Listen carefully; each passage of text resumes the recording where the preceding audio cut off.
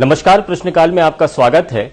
इस बार प्रश्नकाल में मौजूद है बेहद ही खास शख्सियत, शिवराज मंत्रिमंडल के सबसे अहम किरदार, उद्योग मंत्री राज्यवर्धन सिंह दत्तीगांव जी। दत्तीगांव साहब, बहुत बहुत स्वागत है इस कार्यक्रम में आपका। बहुत बहुत धन्यवाद। इस वक्त में आपको खुशी की लहर मध्य प्रदेश में दौड़ रही होगी। आपके चेहरे की खुशी भी ये बताती है कि जितना सोचा था उससे कहीं ज्यादा मिला।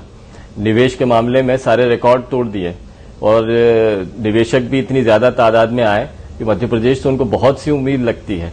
उम्मीद को लगती है, ये तो हमने बहुत सुना इन्वेस्टर समिट में, और लेकिन क्या हासिल किया है आपने बहुत बारीकी से देखा है। आपने एक एक उद्योगपति से मुलाकात की है, उनकी समस्याओं के निराकरण की तरफ बात की है, उनके प्रोजेक्ट्स के मामले में आपको मालूम है। मैं आपसे ये जानना चाहता हूं और मध्य प्रदेश की जनता ये जानना चाहती है कि मध्य प्रदेश की तस्वीर आखिर कैसी होने वाली है, उससे क्या क्या हासिल हुआ है। मैं सबसे पहले प्रधानमंत्री जी का आभार मानूंगा कि मुख्यमंत्री ने जब उनको निवेदन किया कि अप्रवासी भारतीय दिवस की मेजबानी का अवसर दिया जाए, तो उन्होंने मध्य प्रदेश को दिया। और मेरे ख्याल से अप्रवासी भारतीय दिवस की जो मेजबानी इंदौर ने करी, इंदौर का हर एक व्यक्ति आभार का हकदार है। और जिस तरीके से हाथों हाथ उन्होंने प्रत्येक डेलीगेट को अपने घर का सदस्य समझ के उसको आत्मसात किया। मुख्यमंत्री जी ने शुरू से ही हम लोगों को कहा था कि इस बार हमें कुछ अलग करना है। जो ट्रेडिशनली एमओयू का कल्चर रहता है कि हमने इतने एमओयू कर दिए, उससे अलग हटके हमने इंटेंशन टू इन्वेस्ट पे फोकस किया। इंटेंशन टू इन्वेस्ट पे फोकस करने से लाभ ही हुआ कि जो सीरियस इन्वेस्टर है, जो वास्तविकता में यहां निवेश करना चाहता है, उसने ऑनलाइन अपना इंटेंट एक्सप्रेस किया। उसने उससे पहले अनुकूलता देखी अपने प्रोडक्ट की, अपनी इंडस्ट्री की, उसने भौगोलिक परिस्थिति मध्य प्रदेश की देखी। और आज जब हमारे पास 15,42,514 का फिगर आया है, करोड़ का, तो जाहिर है प्रसन्नता होगी और मध्य प्रदेश को बधाई। और न सिर्फ ये निवेश का आंकड़ा राशि के रूप में है, लेकिन इसकी परिणति जो रोजगार के रूप में होगी, वो करीब करीब 29 लाख रोजगार इससे हमको मिलने वाला है। तो निश्चित तौर पर ऐतिहासिक है। और एक और विशेष बात ये रही कि इस बार विदेशी डेलीगेट्स ने बहुत बढ़ चढ़ के भागीदारी करी। और एक और महत्वपूर्ण, सबसे महत्वपूर्ण मैं तो मानता हूं, एक और नहीं सबसे महत्वपूर्ण मैं मानता हूं कि जो निवेशक हमारे प्रदेश में थे, मुख्यमंत्री जी का निर्देश था कि हम पहले उनका सैटिस्फैक्शन लेवल इंश्योर करें। और उस नाते हमने वेरियस सेक्टर्स में, चाहे गारमेंट एंड टेक्सटाइल्स हो, प्रतिभा सिंटेक्स का एक उदाहरण है। कुछ समय पहले ही हमारे बीच में जिन लोगों ने हमें अच्छा रोजगार दिया है, बेस्ट कॉर्पोरेशन हुआ, गोकुलदास हुआ, राजेंद्र गुप्ता जी तो हैं, ट्राइडेंट ग्रुप, 6,500 का निवेश, ये लोग हमारे थर्ड पार्टी एंडोर्समेंट बने, ये हमारे एडवोकेट बने।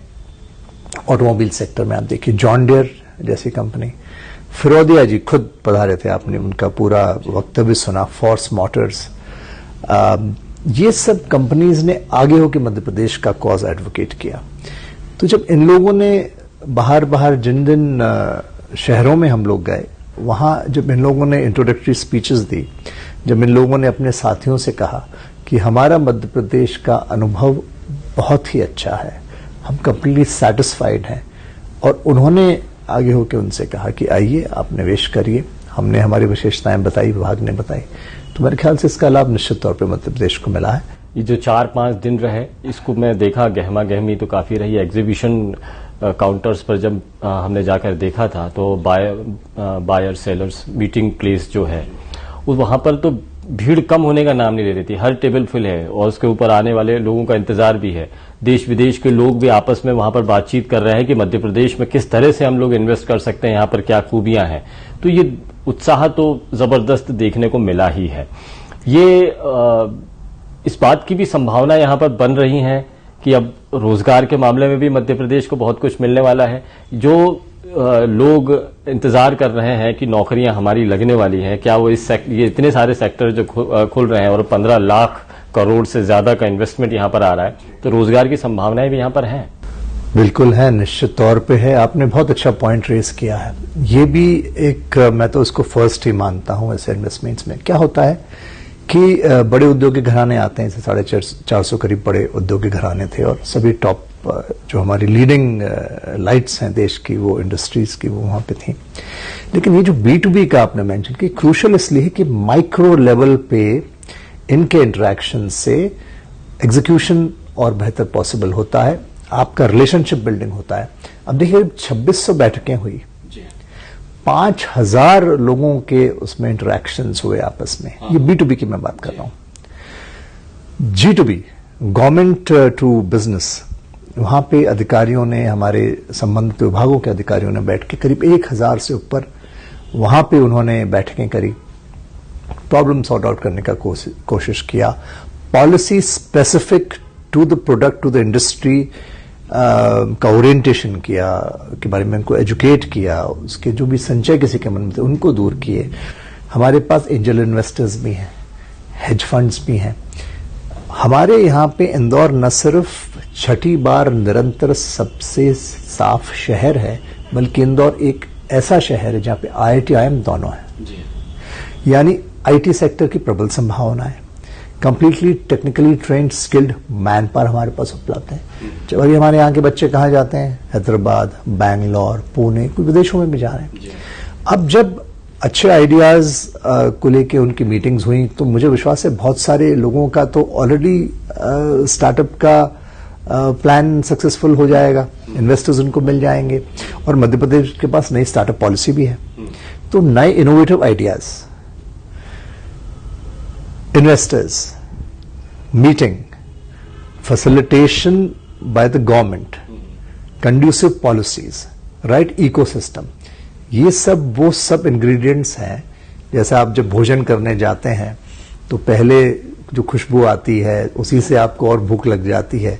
तो जो वातावरण हमने बनाया, जो तैयारी हमने करी, फिर ये सब लोग आके मिले, तो निश्चित तौर पे मेरे ख्याल से इन्वेस्टमेंट अभी होगा, रोजगार भी आएगा, और हमारा जो टैलेंट है, जो यूथ है, वो ना सिर्फ स्टार्टअप्स की कंपनी स्टार्ट करेगा, बल्कि भविष्य में जाके ये हमारे यूनिकॉर्न्स होंगे। सरकारों का काम आमतौर पर यह होता है कि केवल फैसिलिटीज दे देना, इतिश्री हो गई, काम खत्म हुआ।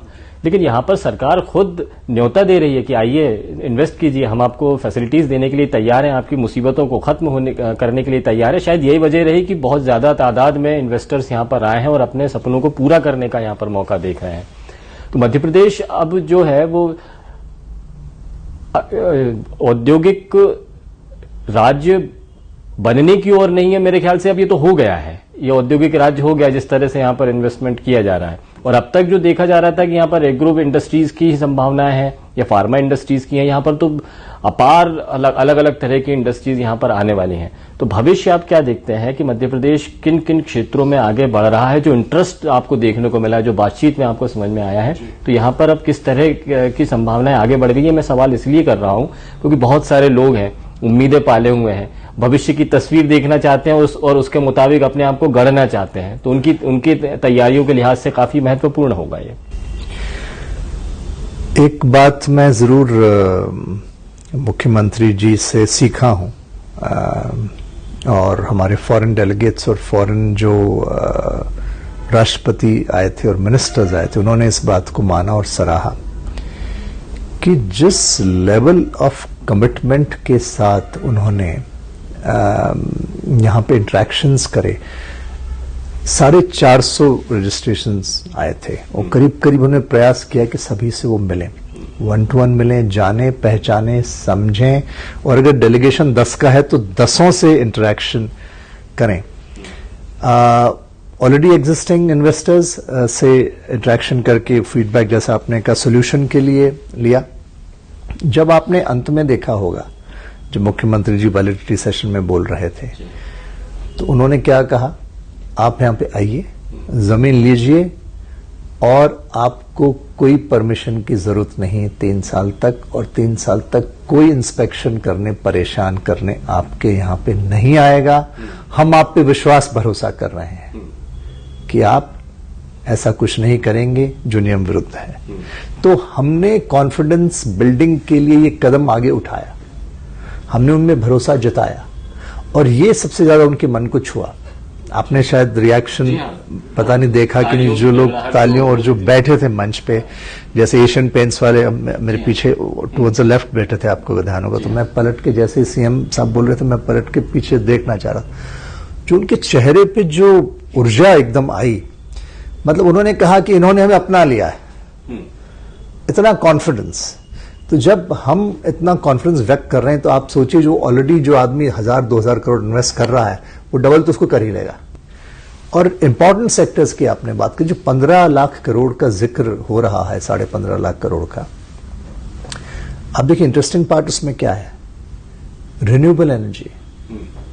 रिन्यूएबल एनर्जी के सेक्टर में ही करीब 6 लाख करोड़ रुपए का निवेश, ये इंटरेस्टिंग है। तो जब शुरुआती दौर में जब हम लोग बैठ रहे थे, सब चर्चाएं हो रही थी, तो मुख्यमंत्री जी ने कहा मैं रोज 2-3 पेड़ लगाता हूं, हम एनवायरनमेंट के प्रति सजग हैं, ये मंत्र हमने लिया है। तो इसका मैसेज बड़ा क्यों नहीं जा रहा है? तो हमने कार्बन न्यूट्रल थीम रखी, हमने जीरो वेस्ट थीम रखी। जितने फॉरेन डेलीगेट्स आए थे उनके सभी के नाम पे वर्चुअल ट्री प्लांटेशंस हुआ। तो देखिए आने वाले समय में ग्लोबल समिट्स में, ग्लोबल फोरम्स में हमारा देश कमिटमेंट करता है कार्बन क्रेडिट के लिए, कार्बन यूटिलाइजेशन के लिए। तो ये एक बड़ा कदम है। प्रेवलेंट ग्रोथ रेट हमारा आज की प्राइसेस पे जो 19.7 है, सबसे बेहतर है। हम उसको कंटिन्यू कर पाएंगे, सस्टेन कर पाएंगे। जीडी में हमारा कंट्रीब्यूशन 3.6 से 4.6 हुआ है, वो और स्ट्रांग होगा। तो ये सभी सेक्टर्स, चाहे आईटी हो, चाहे एग्रो, तो पहले से था हमारे पास। अपकमिंग हमारा रिन्यूएबल एनर्जी आ रहा है, ऑटो में हम बॉयंट हैं, गारमेंट्स एंड टेक्सटाइल्स हमारा ठीक है, और अन्य तमाम सेक्टर्स मिला के ये एक्यूमुलेटिव फिगर है। तो बहुत ऑप्टिमिज्म है, बहुत खुशी है, और मैं विश्वास के साथ कह सकता हूं कि मुख्यमंत्री जी की और पूरी टीम की मेहनत सफल हुई है। और मुझे खुशी है इस बात की कि अंतोतगत्वा कुछ हम इस समिट के बाद रियलाइज कर पाए, कुछ मध्य प्रदेश को आने वाले भविष्य में बहुत अच्छा मिलने जा रहा है। एक बात जो हमेशा यहाँ पर होती रही है कि कुछ एक यहाँ पर स्किल्ड मैन पावर उतना नहीं हो पाता है, क्या उस दिशा में कुछ काम किया गया है? दूसरी एक लास्ट डे ये बात कुछ फॉरेन डेलीगेट्स ने भी ये कही थी कि यहाँ पर इंटरनेशनल कनेक्टिविटी हमको चाहिए, एयर कनेक्टिविटी हमें चाहिए यहाँ पर मध्य प्रदेश में जो काम है। बाकी रेल कनेक्टिविटी बहुत अच्छी है, रोड्स बहुत अच्छे हैं, ये सारी चीजें कही। लेकिन ये जो क्या स्किल्ड मैन पावर के लिए भी कुछ नए कदम उठाने की जरूरत है, क्योंकि नए सेक्टर्स आ रहे हैं। क्या यहाँ पर एयर कनेक्टिविटी के लिए प्रयास शुरू हो चुके हैं? क्योंकि मैं इसलिए कह रहा हूँ क्योंकि एविएशन मिनिस्टर उस वक्त में मंच पर मौजूद थे। मुख्यमंत्री जी ने और डिपार्टमेंट के सब लोग जब हम लोग बैठे, और ग्लोबल एक्सपो दुबई में भी ये विषय आया था, तो एक तो मुख्यमंत्री जी ने सिंगापुर से एग्रीमेंट किया था, आपको ध्यान होगा, जो ग्लोबल स्किल पार्क भोपाल में हमारा डेवलप हो रहा है, जो काफी वर्ल्ड क्लास है, और लेटेस्ट वहां पे फैसिलिटीज और टेक्निक्स से हम ट्रेन करेंगे। जो हमारे आईटीआईज हैं स्टेट में एग्जिस्टिंग, उसमें हम लोगों ने ये डिसाइड किया है, और उसका पॉलिसी फ्रेमवर्क फाइनलाइजेशन की तरफ है, कि सेमेस्टर्स कई होते हैं, तो उसमें एक सेमेस्टर हम उन इंडस्ट्रीज को ऑफर करेंगे कि भाई आपका जो भी इंडस्ट्री है, फॉर एग्जांपल आयशर का कुछ चल रहा है, या प्रतिभा का कुछ है, या किसी का भी है, नेशनल का है, तो आप लोग अपने रिक्वायरमेंट के हिसाब से वहां पे वो कोर्स इंट्रोड्यूस करिए। तो वहां से जो मैन पावर आएगा ट्रेन होके, वो industry specific industry ready man power आएगा। कि वो कंपनी इधर उधर जाती, कहीं परेशान होती, अपना पैसा खर्च करती। तो ये काफी मेरे ख्याल से लॉजिकली रिजल्ट ओरिएंटेड प्रोसेस है और प्लान है। इसमें मुझे विश्वास है कि हमें कुछ रिजल्ट मिलेगा। सेकेंडली, जो आपने पॉइंट बताया, मध्य प्रदेश हृदय स्थल होने की वजह से लॉजिस्टिक वेयर हाउसिंग का नेचुरल चॉइस पे बन रहा है। 50% बाजार अंदर और इर्द गिर्द है, 24 घंटे में आप कहीं भी पहुंच जाओ। North, south, east, west, Mumbai, Delhi, सभी कॉरिडोर्स हमारे यहाँ से निकल रहे हैं। 6 घंटे में मुंबई, 6 घंटे में दिल्ली नेशनल कॉरिडोर के बाद पॉसिबल हो जाएगा। गडकरी जी कुछ समय पहले आए थे यहाँ पे, MMLP हमें उन्होंने फैसिलिटेट किए हैं। पीथमपुर में एक आ रहा है, भोपाल के पास आ रहा है, एक और हम प्लान कर रहे हैं ग्वालियर के आसपास कहीं आ जाए। तो ये एक इशू हो गया। डोमेस्टिक मार्केट का कनेक्टिविटी का एयर कनेक्टिविटी, जिसके बारे में आप कह रहे थे। अब एयर कनेक्टिविटी में सिंधिया जी ने मंच से कहा, दुबई बीच में फ्लाइट बंद हो गया था, आपको ध्यान है, दुबई वापस से चालू हो गया है। शारजाह उन्होंने एक और कमिट किया है कि शारजाह हम प्रयास करके थ्राइस अ वीक उसका भी ऑपरेशन चालू करेंगे। डोमेस्टिक फ्लाइट्स जो डिफरेंट एयरपोर्ट्स से पहले जाया करती थी, उसमें काफी हद तक इजाफा हुआ है। अब एक इशू जो अभी एक एशियन एग्रीमेंट किया गया था पहले फ्लाइट्स से रिलेटेड, उसमें एक्चुअली खजुराहो चिन्हित था लोकेशन। अब खजुराहो किसी कारण से अपेक्षित जितना हम लोग एक्सपेक्ट कर रहे थे उतना टेक ऑफ वहां नहीं हो पाया है। तो एक तो गवर्नमेंट उस पर विचार कर रही है कि या तो वहीं कुछ इंसेंटिवाइज करके कुछ गवर्नमेंट की तरफ से जेके, तो वहीं से फिर हम वापस फ्लाइट्स को प्रमोट करें और कोशिश करें कि वो सेक्टर वापस से अगर हम किसी भी तरह से ऑपरेट, क्योंकि कमर्शियल वायबिलिटी नहीं बन रही है, तो गवर्नमेंट को ऑफसेट करना पड़ेगा बेसिक प्राइस, या फिर ऑल्टरनेटिवली जब तक वो निराकरण नहीं होता है तो हम इंदौर के लिए एक और ओपनिंग निकालें। आइडियल सिचुएशन अगर आप मुझसे जानना चाहते तो आइडियल सिचुएशन तो ये होगी कि हमें इंदौर से कनेक्टिविटी मिल जाए सिंगापुर और कुआलालंपुर की। सिंगापुर कुआलालंपुर की कनेक्टिविटी अगर हमें मिल गई तो बाकी वर्ल्ड ओवर विश्व के कनेक्शंस वहां से हमें बड़े आसानी से मिल जाएंगे। तो ये पूरा जो जैसा का तैसा जो सच है वो मैंने आपके समक्ष आपसे शेयर किया है, और ईश्वर ने चाहा तो इसको साकार भी करेंगे। जितने आप करीबी हैं सिंधिया जी के, या सिंधिया जी जितने आपको चाहते हैं, आपकी बातें सुनते हैं, तो ये बात आप कान में भी कह देंगे तो शायद इतना देरी नहीं लगेगी। नहीं, देखिए बहुत ज्यादा औपचारिकताओं की जरूरत नहीं है। ऐसा नहीं है। एक बात है कि चाहना न चाहना एक अपनी जगह है। वैसे मुख्यमंत्री जी भी बहुत सपोर्ट करते हैं, और मैं उनका आभार इसलिए भी कर रहा हूं कि बहुत एनकरेज करते हैं। जैसे मैंने कहा कि हमने उनसे ये सीखा कि किस हद तक आदमी परिश्रम की पराकाष्ठा कर सकता है। सिंधिया जी से सीएम साहब ने भी कहा है, नरेंद्र सिंह जी ने भी कहा है, और हम सब ने बारंबार उनसे बात कही है। अब इशू ये आता है कि जो बिजनेस कम्युनिटी है, मान लीजिए इंडिगो जैसे एयरलाइन ने चालू भी किया, तो वो मोस्टली इकोनॉमी, अब जो बिजनेस कम्युनिटी है वो बिजनेस क्लास ट्रैवल करता है, तो फिर फुल फ्लेज एयरलाइन आपको चाहिएगा, तो फिर जो टॉप सीईओज है वो फिर, तो ये भी इसमें दूसरे इश्यूज है। हम ऑल्दो एक और मैं आपसे शेयर कर सकता हूं, हम लोगों ने प्रयास किया है कि एक एमआरओ भी हम यहाँ पे एस्टैब्लिश करें। हमारे पास कई एयर स्ट्रिप्स हैं जो अभी खाली पड़ी, यूजेज नहीं है। रीवा एयरपोर्ट नया केंद्र सरकार यहाँ करने जा रही है, सिंधिया जी ने उसका कहा भी, सीएम साहब का बहुत इंसिस्टेंस था क्योंकि यूपी के बॉर्डर वो क्षेत्र छूट रहा है, मिनरल रिच है, माइनिंग रिच है। तो इधर इस एरिया में जो एक और एयरपोर्ट की जो चर्चा चल रही थी, उसको हम और उसका परीक्षण किया जा रहा है, कैसे उसको और बेहतर तरीके से हम वर्ल्ड क्लास ग्लोबल एयरपोर्ट यहाँ पे लाएं। तो साहब ये जो इलेक्शन ईयर भी है, तो इसीलिए लोगों के मन में ये भी भाव आता है, तो कहीं सरकार बड़ी बड़ी बातें तो नहीं कर रही है। अब 3 साल तक कोई इंस्पेक्शन नहीं होगा, आप बिना परमिशन के आइए लगाइए, मतलब इन्वेस्टर्स के लिए तो ये सपनों की जगह हो गई कि यहाँ पे सब कुछ हो सकता है। तो एयर कनेक्टिविटी के लिए इतनी सारी बातें हो रही है, यहाँ पर स्किल्ड मैन पावर के लिए इतनी सारी योजनाएं बन रही हैं, कुछ बनी भी हैं। तो कहीं कहीं कांग्रेस भी ये सवाल उठाती है, और लोगों के जहन में भी आता है कि कहीं इलेक्शन ईयर का तो असर नहीं है कि जो सरकार कहीं बड़ी बड़ी बातें ही तो नहीं कर रही है। मैं आपको एक बात बताऊं, जो बिजनेसमैन होता है, जो इंडस्ट्रियलिस्ट होता है, वो अपना नुकसान कराने कहीं नहीं जाता, अल्टीमेटली प्रॉफिटेबिलिटी देख के ही जाएगा। आप कितना ही कुछ कह दो, मैं कितना ही कुछ कह दूं, अगर उसे दिखेगा कि भैया यहां मेरा भविष्य अंधकार में है, वो नहीं आएगा, बिल्कुल नहीं आएगा। वो खुद का ड्यू डिलिजेंस करता है, वो खुद का रिसर्च करता है, उसका टीम आके सब कुछ देखता, जानता, परखता है, एनवायरमेंट समझता है, पूरा स्वॉट प्रोसेस करता है। एक और बात सिंधिया जी ने मन से कही, मुझे नहीं पता आपने उस पर ध्यान दिया, उन्होंने कहा कि ठीक है आज हमारा 19.7 प्रेवलेंट प्राइसेस पे ग्रोथ रेट है, लेकिन उससे ज्यादा इंपॉर्टेंट है कि पिछले 8-10 साल में कंटिन्यूसली हमारा क्या ग्रोथ रेट रहा।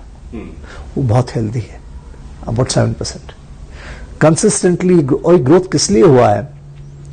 पहले जब शिवराज सिंह जी नहीं बने थे, आपको पता है इंडस्ट्री का क्या ग्रोथ रेट था? नेगेटिव 24% है। सड़कों का क्या हाल था मैं रिपीट नहीं करूंगा। आज 3 लाख किलोमीटर सड़कें हैं। पानी के कंडीशन में था 1000 MQM reserved water for the industry है।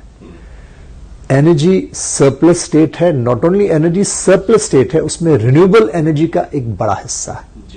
अब जहां रिन्यूएबल एनर्जी कोई इंडस्ट्री यूज करेगा, उसको विदेशों में एक्सपोर्ट में उसमें एक्नॉलेजमेंट मिलता है, प्रेफरेंस मिलता है। ये तमाम चीजें हैं। शिवराज सिंह जी ने कहा एवरी मंडे मैं आपसे मिलूंगा। मुझे नहीं पता कितने चीफ मिनिस्टर्स मिलते हैं। हाँ, मुझे पता है मोदी जी डायरेक्टली फोन उठाते थे, उद्योगपतियों को बुलाते थे, इसीलिए टाटा बंगाल से गुजरात चला गया था। फॉक्सकॉन आज वहां है। तो मुख्यमंत्री डायरेक्टली मिल रहा है, कोई बीच में नहीं। ना उन्हें मुझे मिलने की जरूरत है, ना मेरे पीएस को मिलने की जरूरत है, ना सीएस से बात करने की जरूरत है। सीधा मंडे को जब सीएम से वॉक इन करो, मिलो। आप 3 साल अगर इंस्पेक्शन नहीं होगा और 3 साल परमिशंस के लिए हम उनसे नहीं कहेंगे, तो ऐसा थोड़ी कि वो उस दिशा में काम ही नहीं करेंगे। उनको तो पता है क्या रिक्वायर्ड है। खुद के हिसाब से भी तो अपने आप स्वयं भी तो कर सकते हैं, उसमें ऐसा कौन सा कठिन कार्य? जी हाँ, स्वानुशासन भारत की परंपरा रहा है। अच्छा, एक आखिरी सवाल करके मैं आपसे बातचीत खत्म करूंगा। आखिरी सवाल थोड़ा पॉलिटिकल है। देखिए, साल के आखिर में, सरकार के आखिर में हर मुख्यमंत्री अपनी समीक्षा करते हैं और रीशफल करते हैं, और हमें जो तजुर्बा हुआ है कि मुख्यमंत्री शिवराज सिंह चौहान रीशफल जरूर करते हैं। आपको अभी तक जितनी इन्वेस्टर समिट हुई है उसमें सबसे बेहतर परफॉर्मेंस इस समिट की हमें देखने को मिल रही है। तो कहीं इससे पहले तक आपके मन में डर तो नहीं था कि कहीं मेरी परफॉर्मेंस खराब ना हो जाए, क्योंकि आपको तो एक्सपोजर का वक्त ही नहीं मिला है और जो मिलना है वो सारी इसकी तैयारियों में बीत रहा है। डर तो नहीं था जी, बिकॉज क्या था कि मुख्यमंत्री जी ने हमें बड़ा साफ कहा था। उन्होंने कहा था कि ये इलेक्शन ईयर है, हम सब पॉलिटिकल लोग हैं और इलेक्शन ईयर के आखिरी 2 बड़े इवेंट, एक तो जीआईएस और अप्रवासी भारतीय दिवस, और एक खेलो इंडिया, खेलो जो यशोधरा जी का मंत्रालय है, वो एक बड़ा आयोजन मध्य प्रदेश, उसमें भी हम मेजबानी कर रहे हैं। और सभी से कहा मुख्यमंत्री जी ने कि ये हमें अच्छा पूरी मन लगा के इसमें हमें परफॉर्म करना है, क्योंकि इसको पूरी दुनिया देखेगी। नजर है मध्य प्रदेश पे, प्रधानमंत्री की, देश की, दुनिया की। तो हम सब अलर्ट थे, अधिकारी भी हमारे सब अलर्ट थे, विभाग भी इसमें अलर्ट था और इसमें मेहनत करी गई थी। जहां तक डिपार्टमेंट चेंज होना नहीं होना, वो देखिए मुख्यमंत्री जी के हाथ में है, वो कभी भी कर सकते हैं। अभी हमारे डिपार्टमेंट के दोनों एमडी और पीएस बदल दिए उन्होंने कुछ दिनों पहले ही। सबको बड़ा आश्चर्य हुआ कि जीआईएस में जा रहे हो, आपने दोनों अधिकारी बदल दिए। एकदम नए अधिकारी। मुझे भी लगा कि शायद एक बदलेंगे एक ना बदलेंगे, तो दोनों बदल दिए। फिर मैंने पूछा कि साहब आपने दोनों बदल दिए, लोग मुझसे पूछ रहे हैं। तो उन्होंने कहा तुम तो नहीं बदले हो, तुम्हें तो पता पहले क्या और आगे क्या करना है, तो तुम करो जी, और मेरी बात चाहिए मुझे बोलो। तो मैंने कहा सब ठीक है, और मैं आ गया। और मैंने संजय शुक्ला जी हमारे पुराने पीएस थे, उन्होंने भी अच्छा काम किया था। तो शुक्ला जी से कहा कि थोड़े दिन आप रहना, एकदम मत जाना, हैंड ओवर टेक ओवर ठीक से कर ले। मनीष सिंह जी निहायत शरीफ आदमी है, भले आदमी है, जो हमारे भी पीएस है, तो उन्होंने ठीक से हैंड ओवर टेक ओवर किया, कुछ दिनों तक रहे, अटेंड करते रहे। आज भी संजय शुक्ला जी, मैं उनकी प्रशंसा करूंगा इस बात पे, अभी भी इन्वेस्टर उनको फोन करता है तो वो बाकायदा उससे पेशेंटली बात करते हैं और फिर वो पास ऑन कर देते हैं एमपीआईडीसी को या हमारे वर्तमान पीएस को। तो टीम स्पिरिट रहा और मेरे ख्याल से यही एक कारण रहा सफलता का। अब रिशफल अगर होगा तो मुख्यमंत्री जी का अधिकार है, कर सकते हैं। मुझे रखना है, हटाना, ये भी उनका अधिकार है, वो भी वो कर सकते हैं। तो मेरे ख्याल से नेगेटिव सोचने से कुछ हासिल नहीं होता। मैंने तो यही जीवन में सीखा है कि पॉजिटिविटी रखिए और गलती हो तो स्वीकारिए और उसका एहसास करके बेहतर करिए और क्षमा मांगने से कोई छोटा नहीं होता। तो मेरे ख्याल से वो भी भाव रखिए। और मुख्यमंत्री स्वयं कितने सरल हैं और कितने विनम्र हैं, ये 2 क्वालिटीज हैं उनमें। अभी रिसेंटली मैं उस का जिक्र नहीं करूंगा, लेकिन एक आंदोलन का रूप दिया जा रहा था, तमाम बातें भी कहेगी, तो मुख्यमंत्री जी ने उस पर सिर्फ ये कहा कि भाई हम तो आगे बढ़ना चाहते हैं, सबको मिलकर आगे चलना चाहते हैं। तो पॉलिटिकल पार्टीज हैं, पॉलिटिकल एटमॉस्फेयर है, क्योंकि इलेक्शन ईयर है, तो सब चीजें होती रहेंगी, लेकिन विकास की गति मध्य प्रदेश की कम नहीं होगी, ये बात निश्चित है। बहुत बहुत शुक्रिया हमसे बात करने के लिए और ये बातें बताने के लिए कि मध्य इन्वेस्टर समिट में क्या हुआ है और भविष्य में लोगों को किस चीज के लिए तैयार रहना चाहिए। बहुत बहुत धन्यवाद। धन्यवाद। राज्यवर्धन सिंह दत्तीगांव साहब मध्य प्रदेश के उद्योग मंत्री बता रहे थे कि इन्वेस्टमेंट्स कैसे आ रहा है, सरकार क्या कर रही है और इन्वेस्टर्स और गवर्नमेंट के बीच में आखिर क्या बातचीत चल रही है, ये बातें हम सभी जानना चाहते थे। उन्होंने सारी बातें बताई हैं और भविष्य के लिए मध्य प्रदेश तैयार हो रहा है। मध्य प्रदेश फ्यूचर स्टेट के तौर पर अपनी पहचान बना रहा है। फिलहाल इस चर्चा में इतना ही। मेरे साथ मेरी टीम को इजाजत दीजिए, लेकिन न्यूज 24 मध्य प्रदेश छत्तीसगढ़ पर खबरों का सिलसिला जारी है।